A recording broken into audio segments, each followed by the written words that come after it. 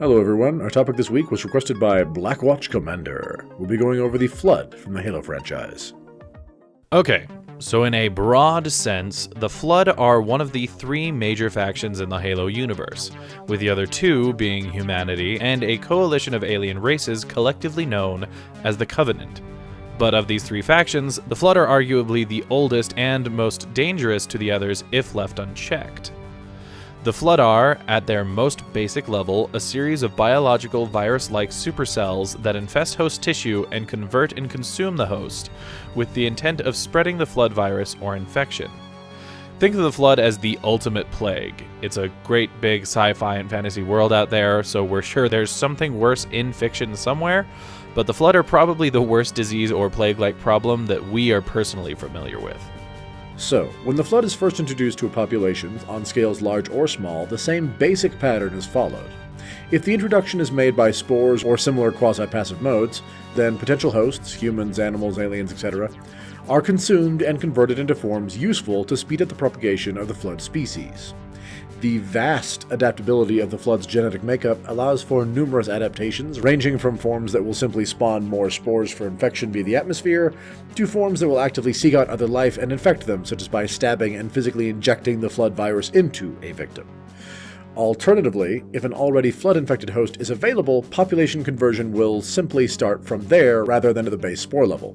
What's more, while ultimately all biomass is useful, the Flood gets more mileage and is thus more interested in consuming creatures with more neurological processing power, i.e., smarter creatures with more advanced brains. The Flood would, for example, pursue human hosts over dogs, because we have more complex brain matter. The reason for this is simple. The Flood share a hive intelligence. As such, the greater the number and intelligence of the hosts the Flood consumes, the higher the overall intelligence and sophistication of the Flood swarm becomes. So, while no individual Flood host has a distinct personality or free will, all Flood hosts are linked in some quasi-psychic fashion, meaning that if someone with knowledge of how to use a gun is absorbed, that knowledge is passed to other nearby Flood hosts, and so on. You can see how this can become very problematic very quickly. To that end, during low-level infections, the primary aim of a Flood swarm is simply to expand, consume, grow. However, once a sufficient amount of processing power has been absorbed, the Flood starts to change behavior, building small hive structures and attempting to form an entity known as a Gravemind. Gravemind is the term for a centralized intelligence that guides the overall will of the Flood. A Gravemind, like the rest of the Flood hosts before it, retains not only the processing capacity of the many consumed hosts required to birth it in the first place, but also the individual knowledge and memories of each consumed host. Was a general infected? The Gravemind has all of the general's knowledge of general warfare. Generally. As well as the particular strengths and weaknesses of that general's forces. An engineer? The Gravemind now knows everything about mechanics, engines, and structural integrity that the engineer knew. And on, every doctor, deadbeat, astronomer, programmer, and rescue worker consumed adds to the collective mental capacity and knowledge of the Gravemind. And what the Gravemind knows, the Flood can use. Unfortunately for everyone else, the Gravemind is just as adaptable and mobile as every other part of the Flood, able to alter its form and even pick up and leave as necessity demands. What's more, if the Flood acquires enough biomass, they can begin to generate forms without any need for a host, creating monstrous and specifically designed creatures by breaking down previously consumed tissue and reforming it as something else. Left unchecked, the Flood can overrun entire planets in the space of days or weeks, converting entire cities and continents worth of people into drones, nothing more than vessels to fulfill the will of the Flood, which is to consume everything and remake it in the Flood's image. The Flood can survive in nearly any environment, though it appears to thrive in warmer, moisture climates, and truly cold, winter-like climates seem to dramatically slow the Flood's expansion. However, to combat this, once an infestation has grown large enough, the Flood can actually begin terraforming the environment to better suit the swarm's needs, pumping spores into the air and consuming and adjusting until the ideal Flood ecosystem is created. The range on the Flood's hive mind capacity is unknown, but either each natural or consumed Flood form is some sort of broadcast mind by itself, or the Flood is capable of creating some sort of psychic signal booster, as a Gravemind can not only control the entirety of a Flood swarm on a planetary level, but even further beyond, expanding the Flood's reach further and further from planet to planet as long as interplanetary vessels can be constructed, infected, or captured. Oh yes, that's right. Once a Flood has a functional Gravemind, technology can also be infected through code that acts in a similar manner to the Flood virus itself. Most commonly called the Logic Plague, the Flood doesn't seem to be able to change the physical functions of electronic and computer systems, but they can hack the software and turn it to the Flood's purposes. With all of these abilities at the Flood's disposal, the Gravemind is capable of infesting planet after planet and solar system after solar system, turning entire worlds, space stations, and the like into giant biocomputers called key minds, allowing the Flood's cognitive growth to increase exponentially. It has become the generally accepted practice by every species ever to encounter the Flood that once a Flood infestation has become too entrenched to handle with conventional war tactics, that WMD-style measures be taken in order to prevent further outbreaks and spreading. I say we take off and nuke the entire site from orbit. It's the only way to be sure. In terms of Halo lore, the ancient race that once had the run of the galaxy but then disappeared, leaving only incredibly advanced technology in their wake, was known to us in the modern day of the games and other media as the Forerunners. The cause of the Forerunners' downfall? The Flood. The grand irony of that fact, though, is that ultimately the existence of the Flood in the first place was the Forerunners' fault, although not in the stereotypical ways you might think. Millennia before recorded human history, a race of beings even older than the Forerunners, called the Precursors, seeded most, if not all, life in the Milky Way galaxy, including the Forerunners and a very ancient race of humanity. The Precursors believed in a philosophy called the Mantle. In simplest terms, the Mantle was the idea that whatever society had the greatest level of knowledge and power in a given region had a duty to protect and nurture all other societies in that region. In this particular case, the Precursors bore the mantle of responsibility to encourage the growth and protection of all life in the Milky Way galaxy. At some point, it was determined that this mantle of duty and authority was going to be passed on, and there were two potential candidate cultures, the Forerunners and the ancient and very advanced race of humanity. When the Forerunners discovered that the Precursors were going to choose humanity over them, they rebelled, violently wiping out almost the entire Precursor race, with the few that survived either fleeing the Milky Way, going into hiding in stasis, or somehow reducing their bodies into a kind of dust that would allow them to reform their bodies at a later date, presumably when it was safe to come out of hiding and/or return. In the millennia that passed, the Forerunners took up the Mantle, doing what they believed was their duty by protecting and loosely ruling over the Milky Way galaxy. However, during that same time frame, the Precursor dust, stowed away in capsules on escape ships, deformed and mutated, such that the dust was no longer able to reform the Precursors as was their original intent and design. It was from this dust that the Flood would eventually evolve. The ships, or at least some of them, carrying this Precursor dust eventually made their way back into the Milky Way galaxy, crash landing on various planets to later be discovered by humanity. When analyzed, it was determined that the dust was a mostly inert and harmless substance with little practical use or danger.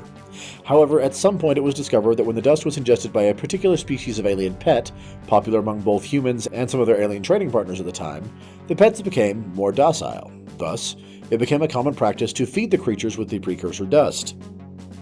Evidently, the dust was either effective in very small quantities or there was a ton of the stuff, because a few hundred years later, the pet creatures had undergone enough biological changes from the generational feeding on Precursor dust for them to begin mutating in a manner similar to the modern-day Flood. Eventually, these mutations were transferred to the human and alien populations as well, and the Flood began to spread and earn their name in truth.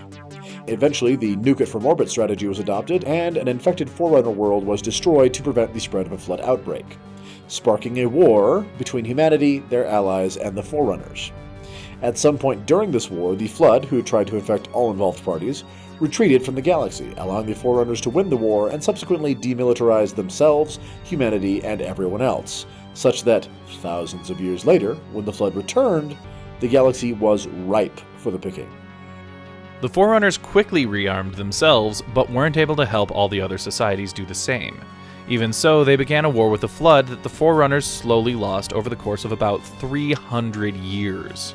During this time, the Flood expanded, gobbling up whole sections of the Milky Way, and two very important things happened. First, a being called the Primordial was discovered, claiming to be the last living precursor to have survived the genocide inflicted on them by the Forerunners millennia prior. The Primordial was absorbed into the collective consciousness of the Flood, and the Gravemind then reveals that the Flood were in fact the Precursors' vengeance upon the Forerunners. The Precursors had possessed a keen interest and need to create and cultivate life. It's why they had created species like the Forerunners in the first place. But after the Forerunners' betrayal and the Precursors' dust mutation, it was decided that they would create in a new way. They would still make life, but it would be a kind of life that could never rise up against its creators as the Forerunners had. What's more, it would be a form of life that was always in pain, agony, and suffering, and this was planned as the eventual fate of not only the Forerunners, but all life in the Milky Way, and possibly beyond, as punishment for the Forerunners' betrayal.